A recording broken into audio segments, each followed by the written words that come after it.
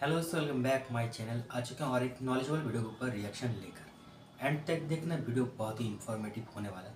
अच्छा लगे ना तो चैनल को भी सब्सक्राइब कर लेना। आप लोग को ओरिजिनल वीडियो का लिंक मिल जाएगा in the description. So let's start this video. कि अमेरिका के लिए इजराइल है, यूरोप के लिए अब यूक्रेन बन चुका है। जी हाँ, और ये बात जर्मनी जो कि यूरोप की सबसे बड़ी ताकत है, उसने ये बात साफ कर दी है अमेरिका के सामने कि अगर तुमने यूक्रेन का साथ छोड़ा तो हम इजराइल का साथ छोड़ेंगे। और इसकी शुरुआत ईरान से कर दी गई है। दरअसल आप जानते ही हैं कि ईरान इजराइल के लिए सबसे बड़ा खतरा है और डोनाल्ड ट्रंप इजराइल के बहुत ही ज्यादा कट्टर समर्थक हैं। इसीलिए जब से वो सत्ता में आए हैं, उन्होंने ईरान पर मैक्सिमम प्रेशर बनाना शुरू कर दिया है। यहां तक कि पिछले बाइडन के जो कार्यकाल था ना, उसमें ईरान से आप थोड़ी बहुत मात्रा में कच्चा तेल खरीद सकते थे, लेकिन ट्रंप के आने के बाद तो फुल स्टॉप लग चुका है।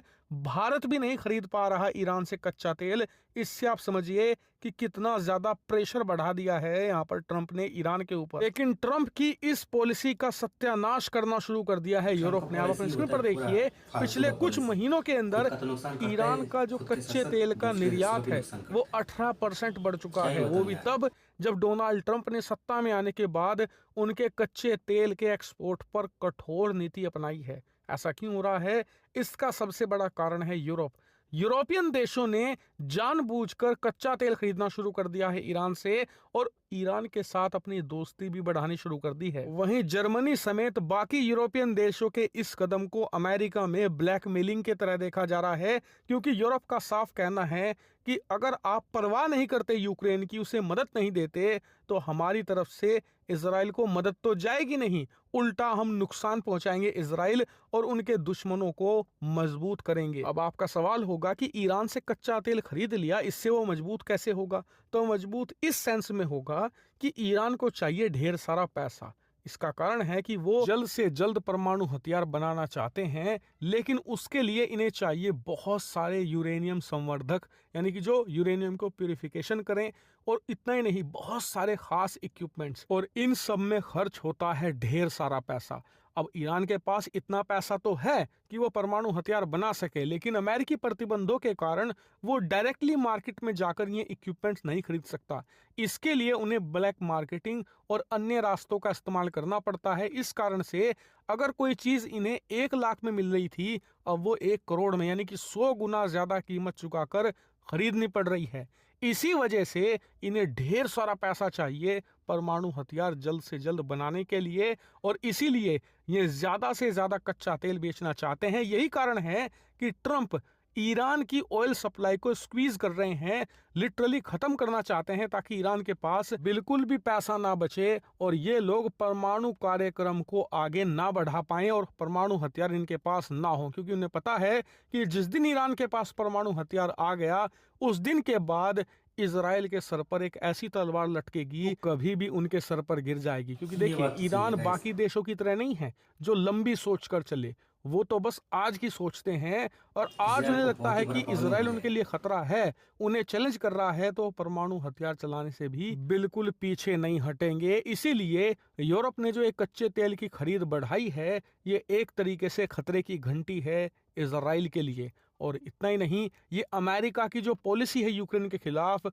उसे भी अफेक्ट करती है। क्योंकि यूरोप का साफ कहना है, यूक्रेन को मदद देते रहिए, वरना हम इजराइल के दुश्मनों को मदद देंगे। और उससे भी इंपॉर्टेंट बात, ये घटना दिखाती है कि अब नाटो देशों के बीच में कितनी बड़ी दरार पड़ चुकी है, और अमेरिका और उसके सहयोगी देशों के बीच में कितना ज्यादा रिफ्ट है, कितनी बड़ी दरार है। और ये जैसे जैसे बढ़ेगी, चीन जैसे देशों की तो मौज आ जाएगी। तो दोस्तों, वीडियो तो यहीं पे खत्म। बहुत ही नॉलेजेबल था गाइस, मजा आ गया वीडियो देखकर। मैंने ना मेरे इससे भी पहले कई सारे वीडियो में एक बात कहा था, जो यूरोपियन कंट्री है उनको ऊपर भरोसा करना तो बेवकूफ़ी से बड़ा और कुछ हो ही नहीं सकता। आप लोग को बहुत ही अच्छे से पता होगा कि यूक्रेन और जो रशिया है उसका युद्ध किस लिए शुरू हुआ था, नाटो में शामिल होने को लेकर। तो नाटो के जितने भी देश थे वो यूक्रेन को हेल्प कर रहा था, और नाटो का सरगना बोला जाता है यूएसए को।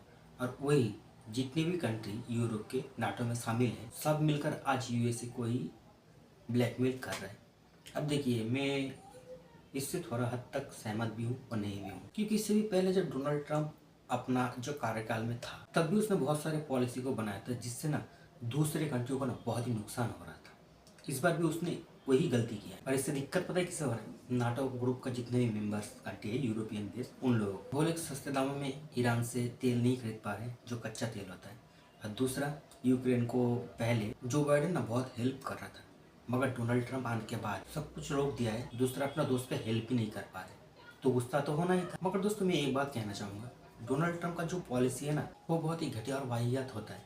अब देखिए उसने एक पॉलिसी बनाया, इस पॉलिसी के कारण जर्मनी ने जो स्टेटमेंट दिया है कि यूक्रेन को हेल्प नहीं तो इसराइल का भी हेल्प नहीं। मतलब यूरोपियन कंट्रियों ने इंडायरेक्टली बोल दिया है कि हम ईरान का हेल्प करने वाले हैं।